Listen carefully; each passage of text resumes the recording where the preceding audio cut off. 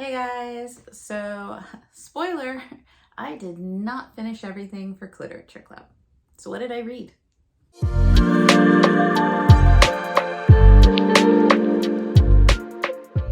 Hey guys, if you are new here, welcome to The Book Path. I'm Nicole, and if this isn't your first rodeo, thanks for sticking around. So just like I said, I did not get everything done for Cliterature Club, but I did read some.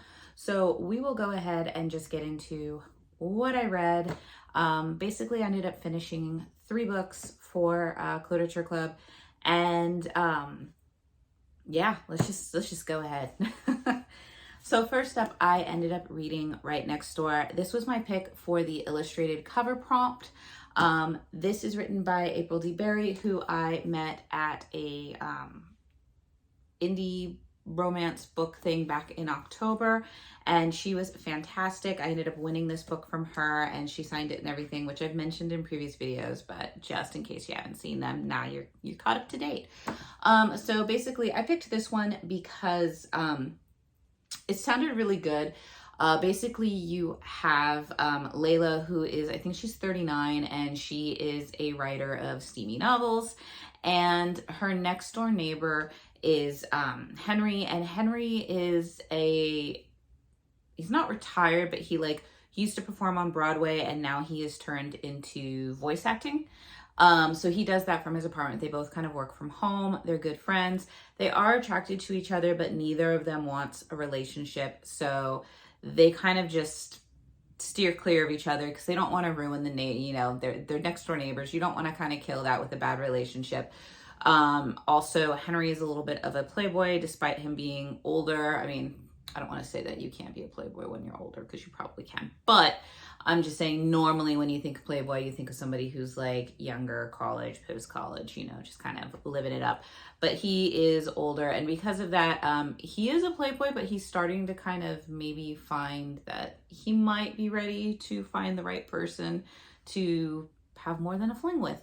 But basically, you have Layla, who she's part of an anthology. She wrote a short story as part of this romance anthology, and it's really chewing her up. It's just time consuming for her. She's hoping to make the bestsellers list with it, and the person in charge decides that as part of a selling point, that they maybe find some guys or characters or whatever to do photo shoots with, or little video clips, or maybe the authors read little blurbs themselves to kind of make kind of social media selling points for the book.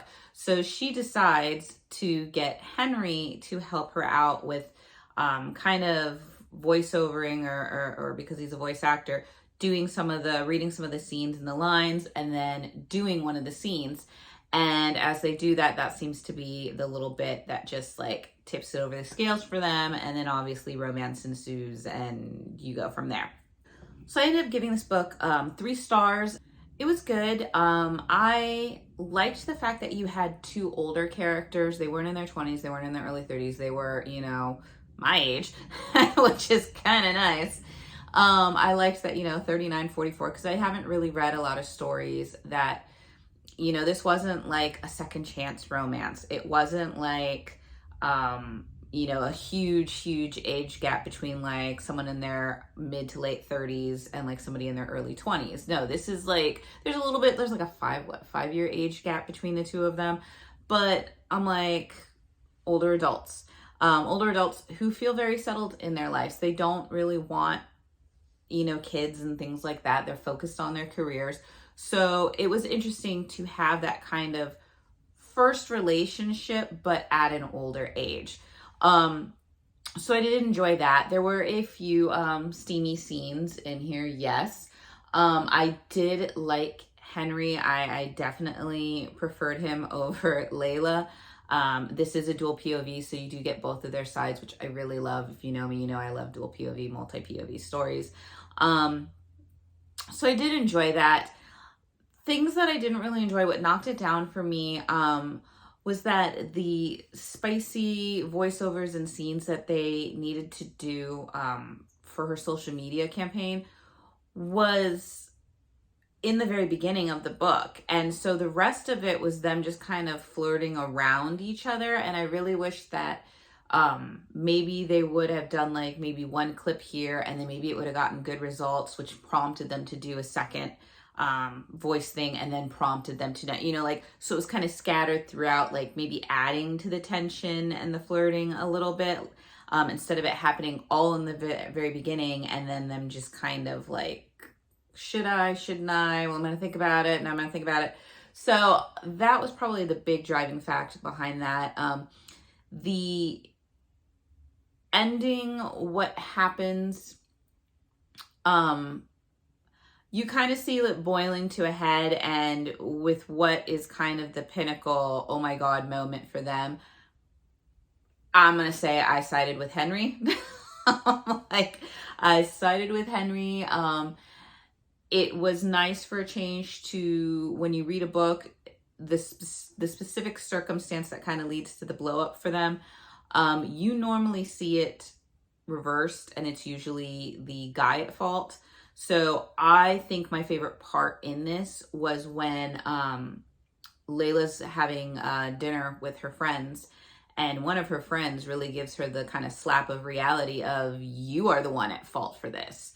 And it's not something that you always see in a lot of, you know, romantic comedies or romances now. You always usually see the guy at fault. So it was really interesting to see the different take on that. And I appreciated that. I did like that. The makeup, I guess you would call it, felt a little cliched and anticlimactic. And then what happens right after kind of confused me a little bit, because what happens right after was kind of one of the little reasons, there was an argument made about what happens after. So I know that that's kind of confusing because I try not to do the spoilers. But all in all, I did enjoy it. I had some fun with it. There is I don't want to say it's a trigger, but it is a heads up that Henry's brother and his wife are having problems conceiving, and so there is mention of the problems of conception and IVF and kind of the tension and stressors. It's not really in depth, and it's not overly emotional. It's just kind of mentioned in discussion, and just kind of like, oh, you know, how's it going with that? You know, you guys will get there, you know, that kind of stuff. But I do want to mention it because obviously I know that is something that some people can not want to read about or just avoid. So that is in there. Other than that, there really wasn't too much. This was pretty lighthearted. It was a pretty easy read. So like I said, it was 3 out of 5 stars. I did enjoy it. I do recommend, just if you want something that's maybe a little bit more, it's cozy with some spice, but like the feels were just a little bit warmer, more simpler. And just like I said, it's 2 older main characters. So I do recommend for that. I will be trying to find other books of hers. I think she has a few out on Kindle Unlimited. So I'm going to try to find that because I know she has one that has a little bit of a lumber snack. So that will probably be one that I will be reading at some point. But yeah, so this was my illustrated cover prompt, and I did go ahead and finish that. So next up, I ended up reading Fake Out by Eden Finley. And this was my pick for LGBTQ plus reads. This basically, you have Maddox, who... I'm hoping I get the names right because you know me, I'll flip them, but I'm pretty sure it's Maddox is the main one. So you have Maddox, who grew up in a small town, dated his girlfriend for what seems to be his whole life. And of course, she keeps trying to edge him into marriage, and he just wants to get the heck out of town. He wants a life, he wants to live, he wants to travel, he wants to do things.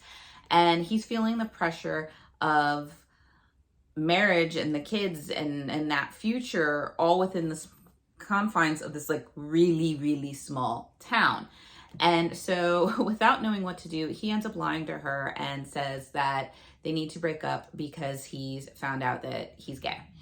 And of course, she blurbs it, and it goes around all the town, including his parents, who now everybody he's gotten outed. And so this whole town basically believes him to be gay. So he keeps it up for appearances. He moves to New York for college, sets up his life there, works in marketing, and he's never really gone back home. So he's never felt the need to kind of correct them. Meanwhile, he's living it up Playboy style in New York City. And what happens is one night while he's just hanging out, he ends up bumping into his ex-girlfriend from high school, who obviously still believes him to be gay. She is getting married, and in a drunken whatever, he ends up promising to attend his ex-girlfriend's wedding with his boyfriend that he does not have because he's straight. In like, I think like a week or two. So like, now he's panicked, doesn't know what to do. In comes Damon. Damon is the brother of Maddox's best friend, who was like a girl that he hit on back in college. Didn't go well for them. They made it as better friends. And Damon actually is gay. And so his sister asks him, can you please do me this solid? And basically what you find out about Damon is that he used to play baseball and he was really good at it, got injured, kind of took him out of it. And now he is trying to pass law school to be a sports agent, basically. And he works for an agency, but he needs to get some cases and clients. And so Maddox has kind of promised him an interview with his brother-in-law who plays hockey. And so that's kind of where the bargain comes in. Obviously, as time unfurls, there starts to be romance and feelings, and Maddox is kind of questioning, you know, what it means to be gay versus straight versus bi versus anything, and just kind of the romance that happens there. I ended up giving this one 3 stars as well. It wasn't bad. It really wasn't bad. It was a good, well-written story. I just wasn't expecting the direction that it went. I was expecting more of kind of your rom-com, funny, hilarity, what is going on, questioning type of moments, because you're led to believe that Maddox is straight. And so how could, I was curious to see through this romantic comedy aspect, how does a straight, very masculine, very playboy guy fall in love with another man? So I wanted to see kind of those awkward, funny moments that you would see in a romantic comedy movie, and then the warm, fuzzy feelings of the romance towards the end.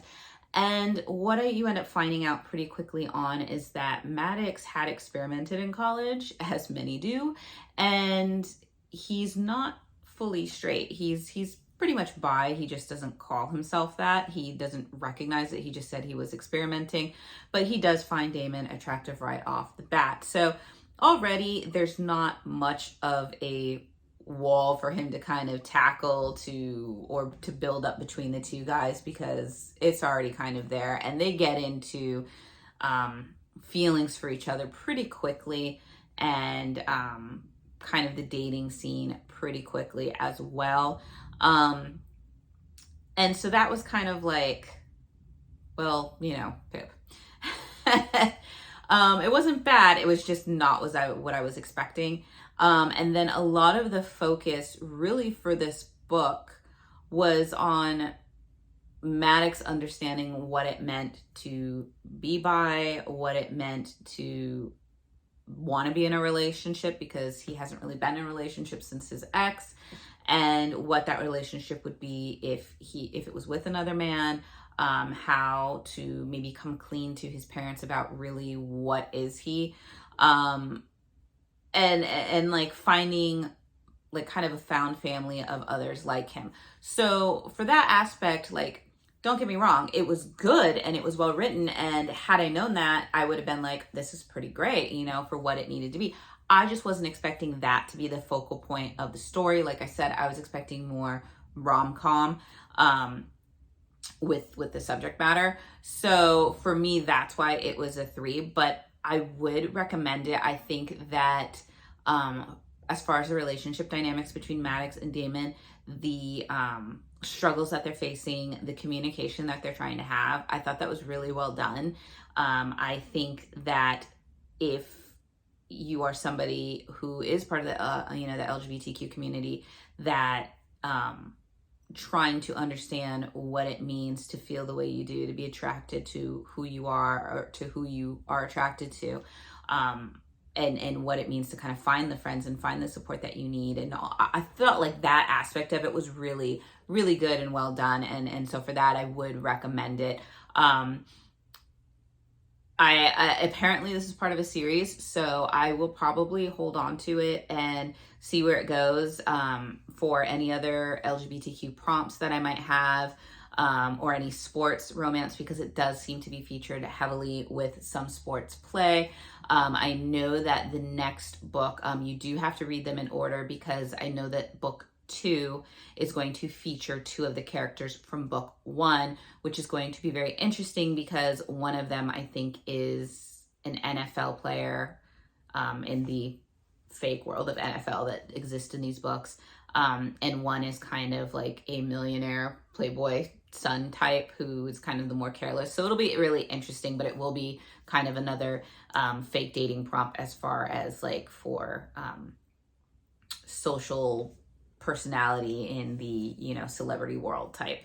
So I will probably keep that in the back burner to see when I can get to that. So my third and final book for Cliterature Book Club was the book for a POC author, and for that I chose Twisted Hate by Anna Huang. This is book 3 in the Twisted series.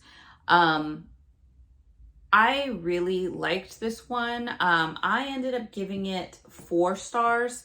It was really close to 5 stars for me, but when I thought kind of about what was going on, it just missed a little bit to make me be like, I love this book. But it was still really well done. Lots of spice. Once again, we have a very they're 2 very strong independent people, but as far as in the spicy scenes, it becomes a very dom sub kind of relationship again, which seems to be a little bit of the trend in these books I've found. But basically you have Josh, who is Ava's brother from book 1, and Jules, who is Ava's like best friend and roommate in book 1.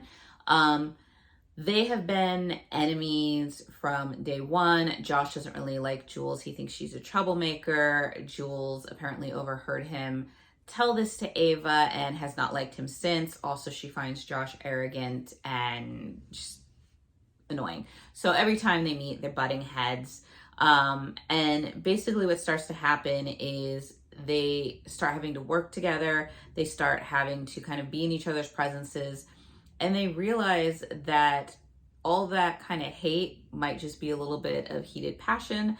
So Josh proposes an idea to Jules to be enemies with benefits, no strings attached, no feelings. And of course, we all know where that's going to go.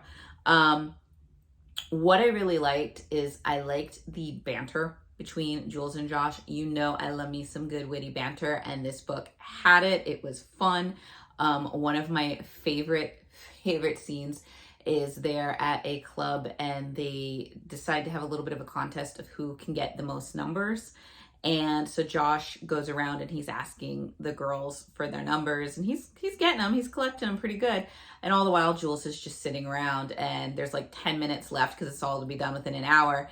And Josh is like, I'm gonna win this. And Jules, just on how she handles it, is she goes to the DJ, gets the mic, and in the club says that she just went through a breakup and she's found that the best way to get over someone is to get under someone. And so she's opening up for, a new friend. And if they would be so kind as to leave her number with them, and of course every guy, because she's, incredibly beautiful, falls out of their chair to basically get the number. And I think Josh got like 12 or 15 and she got like 20 something. So, obviously she wins, but it was just funny the way it was done because it was classic. But What I think made this book so good and what I kind of like in this series is there is a lot of backstory given to each of these characters, that everything's not all fun and games. There is trauma in the past like you wouldn't believe for both of these characters. And I think that's kind of what all starts to unite them between, you know, they have like their kind of hate and bicker and banter for each other, but they start to realize that they understand each other's trauma and past and how they can be there for one another. And that gives way to their relationship just really going into full force until, you know, they're realizing that they do have feelings for each other. The pinnacle blow up moment for me took a turn that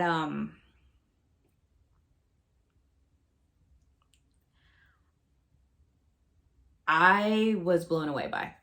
I know this is an HEA book, and I kind of understand why there could be the makeup, but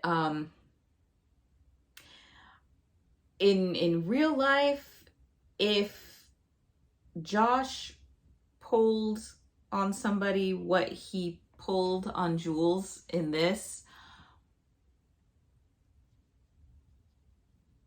yeah, it was a tough one. It was I can't believe you did that. Like, if I could physically punch my hand through a book and punch a character, that was definitely, you know, the violence in me definitely rose to service. I mean, I kind of did some audible like gasping of like, no, you didn't, to the book, and I ended up having to tell my husband what happened, and even he was like, there's no coming back for that.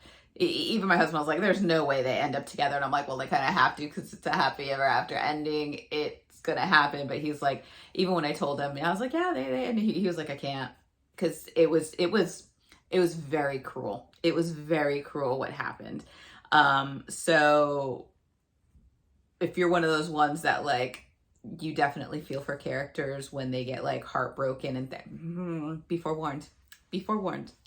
But I really, really did enjoy this. I would say I think this is probably my favorite out of the book so far. I know originally it was book 2 with the Princess Bodyguard trope, but this one was just very well done. I loved the banter, like I said, the backstory to the trauma that brought them together. I really enjoyed that. So did read that, finished that. So I did end up reading all those 3.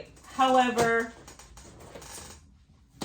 sadly, that means we are not making it to Night of the Witch, Serpent and Dove, and Gothicana, but I wouldn't freak out because I will be getting to them at some point. I am excited to get to them. I want to get to them.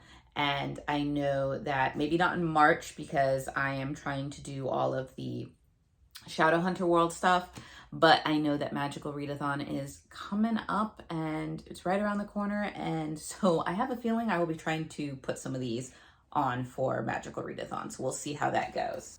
But yeah, so other than that, that is basically what I read for Cliterature Club. I did have fun. I was able to attend one of the sprints, and then I kind of was in for a little bit on another sprint. Other than that, I was pretty busy, sadly. What I thought would be a week of reading was not. As I said before, my kids were out of school, and wouldn't you know it, both of them had just little springtime bugs going on. So we were kind of dealing with that, which is one of the reasons I didn't get a whole lot of reading done. I was on, you know, mommy duty, which obviously always takes precedence over anything else. So they are doing good now. They are both back at school as I'm doing this wrap up. So there's a little bit of quiet and calm in the house, but a lot of mess to clean up. So now that will be the new thing to get done. But other than that, I had a blast. Can't wait for the next round. As always, let me know if you guys participated, if you guys were able to complete all prompts. If not, let me know what you guys were reading. If you read a romance read that was just really, really good for you this month so far, let me know in the comments below what it was. And I hope you guys are doing well. Warm weather is coming our way, so I hope it is on its way to wherever you are. And with that being said, I look forward to seeing you guys in the next video. Bye.